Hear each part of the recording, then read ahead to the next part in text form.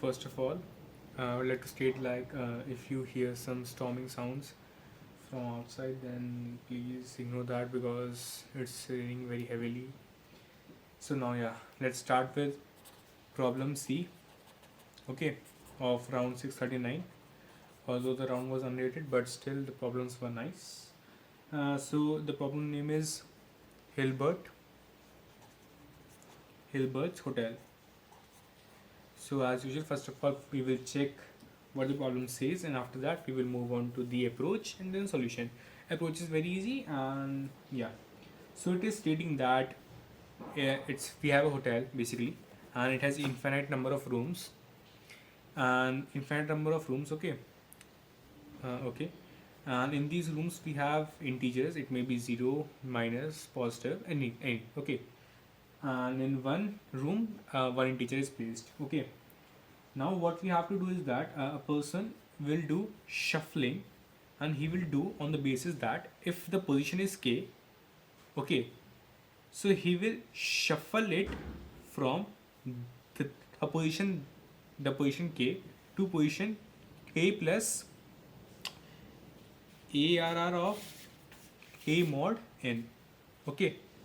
So the element which is the position k, it will move to the position this new position, and after this shuffling we have to basically answer yes or no if it is still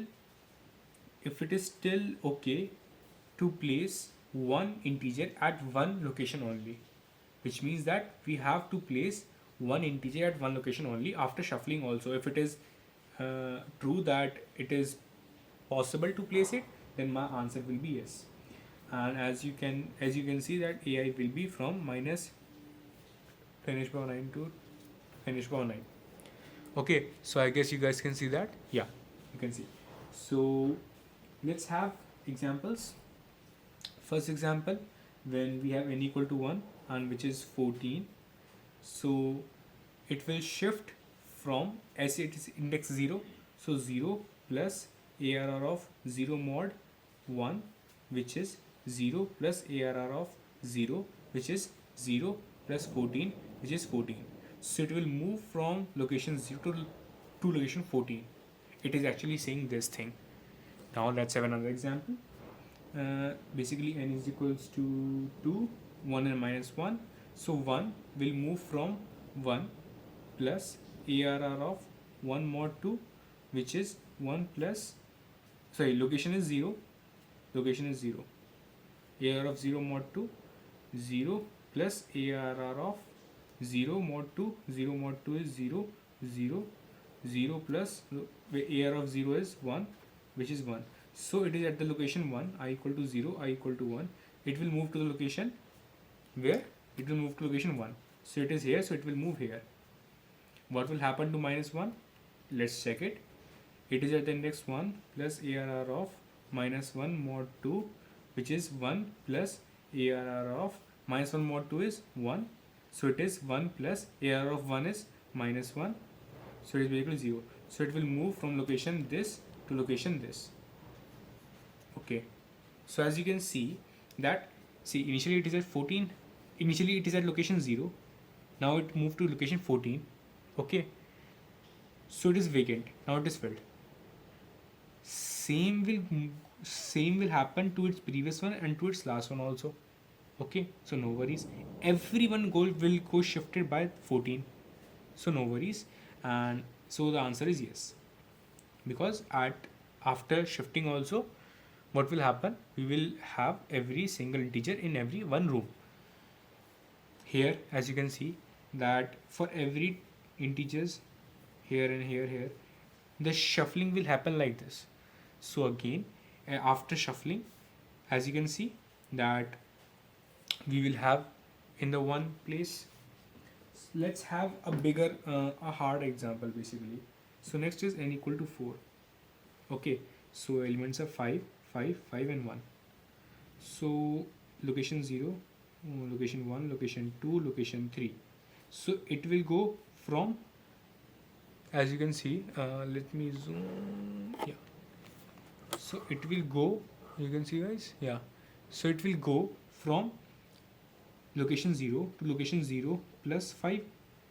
Basically it will go from location 1 to location 1 plus 5. It will go from location 2 to location 2 plus 5. It will go from location 3 to location 3 plus 1. Okay, so it will go to here, it will go to here, 3, 4 and 5. It will go to here and it will go to here. So as you can see, like it is shifting and all of them are shifting. One is shifting, the last one is shifting 1 step ahead and the others are shifting 5 steps ahead. So it is also like you can see clearly that answer will be yes, because everyone will be shifted like this, every 4 group will be shifted like this. Now let's have one more example for no, to check no. Basically for n is equals to 3, 3, 2 and 1. Okay, so it will be shift, let's mark it by this. It will be shifted, see, I equal to 0, I equal to 1, I equal to 2. Okay, so it will be shifted from 0 to, okay, 0 plus 3. It will shifted from 1 plus 2, 2 plus 1. So you must be knowing like how I'm writing this. I'm writing this by with the help of this, as I showed you here how to write it. So what will happen now? It will move to this location here. It will move to here. It will move to here. So as you can see now, like they are overlapping at one hotel room, which we don't want. So the answer will be no. So actually what we want is that after shifting the same index position, although the index position is outside the array, outside the main array, but still we don't want it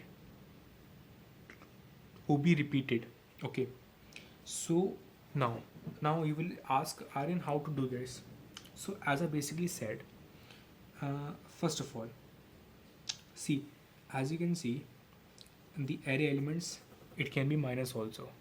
Okay, so the index, it may go minus also. Okay, because it might happen that it might be a large number, suppose minus 8. So it might be happening that it might come minus 7, because it is also a location basically, because the hotel room consists of like all numbers from 0, plus and minus. So what we need is that we need to be in this range. I will bring everything in this range 0 to n, and I will check if I go on some place and if it is not visited. Okay, so I will mark it visited, and if by any chance I visited again, which it means that it is already occupied, so I will mark my flag as 1, or you can say my flag as 1, and if my flag is 1, so I will mark it as false. So basically what I'm doing is that suppose anything which is outside this array, okay, if it is here, so I will do mod n basically, so it will move basically here. Okay, anything which is behind it, it means minus, so I will do minus number mod n plus n mod n, because in C++ minus number mod we have to do like this. Okay, so if I go at a location, I will mark. Now how I will mark visited and do all this? So I will use a set basically. I will use a set, and I will put the index which is here mod n, so that it lies between 0 and n. So I will mark the particular set, mark my particular index in my set, and before marking I will check if it is already in the set. If it is not already in the set, I will insert it in my set. But if it is already in the set, so I will mark my flag as 1, which indicates that the room is already occupied and you are placing one more integer in that particular room. And by this I will obtain my answer yes or no. So I assume that you guys might have understood it. It was basically the interpretation of